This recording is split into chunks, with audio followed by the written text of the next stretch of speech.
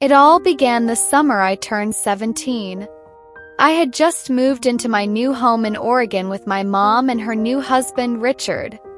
After years of living in Arizona, this change felt like another planet. Everything smelled of pine trees and fresh rain, and the house, huge, wooden, and tucked between rows of tall evergreens, was the complete opposite of the cramped desert apartment my mom and I had shared. But the biggest change wasn't the house.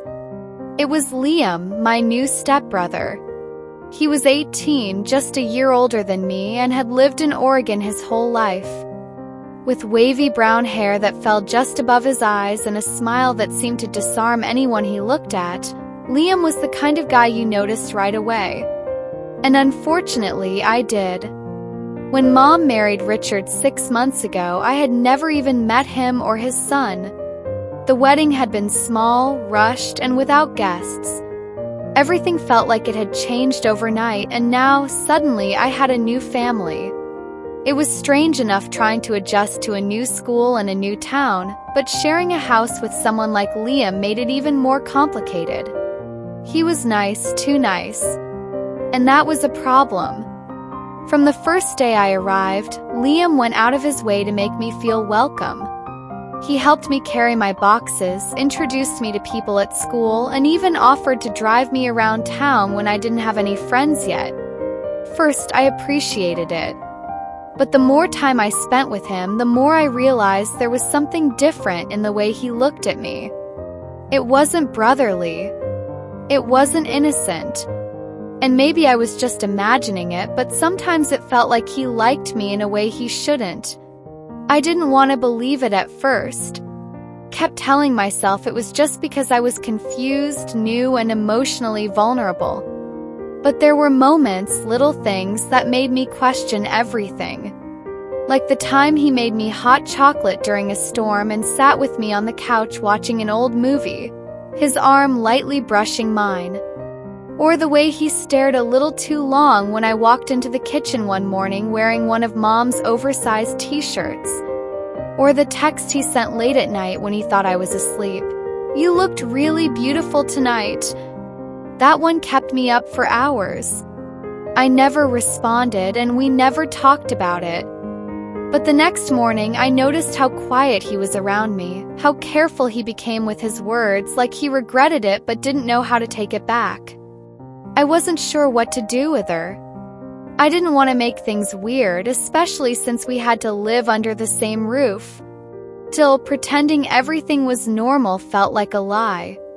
Weeks passed, and I tried to ignore the growing tension between us. I focused on school, made some new friends, and threw myself into activities just to stay busy.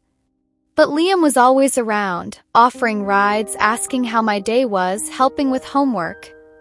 I knew he cared, but the line between caring and something more was becoming too blurry. One Saturday afternoon, we were alone in the house. Mom and Richard had gone to visit some family friends out of town, and I was supposed to be finishing an English essay. But I couldn't concentrate. My thoughts kept drifting to Liam, how he smiled, how his voice sounded when he laughed, how my heart raced whenever he looked at me for too long. He knocked on my door around noon, holding 2 sodas. "Need a break?" he asked, his voice casual but his eyes soft. I nodded. "Yeah, I guess." We sat on the porch together, watching the trees sway in the breeze. He didn't say much at first, and neither did I. But the silence between us wasn't uncomfortable. It was charged, full of unspoken thoughts. "You know," he said finally, "I've been trying really hard to be good, to do the right thing." I turned to him, confused. "What do you mean?" He looked down at his hands. "I like you, Claire." "I know I shouldn't. You're my stepsister, and it's complicated and maybe it's wrong, but I can't help how I feel." My breath caught in my throat. It was the one thing I'd been afraid to hear, and the one thing I needed to know was real. "I don't know what to say," I whispered. "You don't have to say anything," he replied. "I just needed you to know." I looked away, heart pounding. truth was, part of me liked him too. Maybe it was just the situation, two teens thrown together by circumstances beyond our control. Maybe it was the way he made me feel seen, cared for, even when everything else felt upside down. But I also knew that acting on those feelings would only make things harder. For us, for our parents, for the family we were trying to build. My teenage heart was confused, torn between what felt right and what was actually right. "I like you too," I said quietly. "But we can't not like that."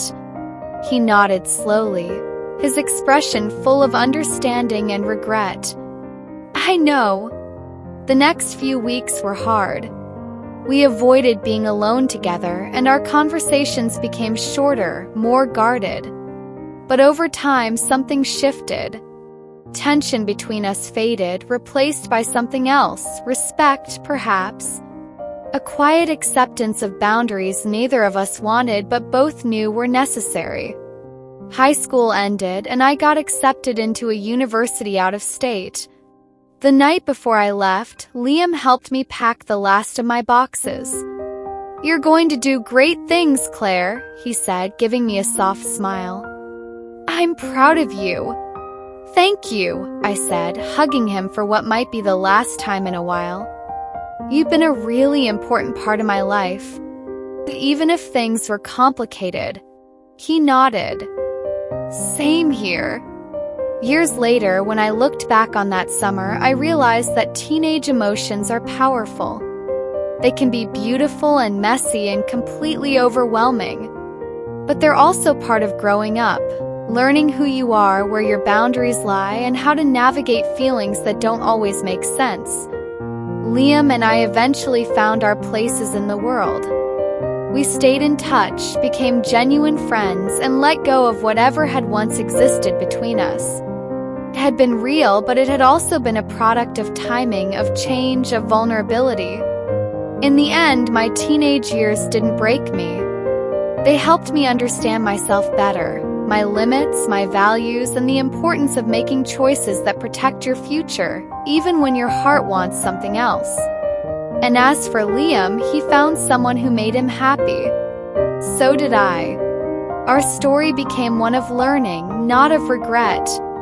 And for that, I'm grateful.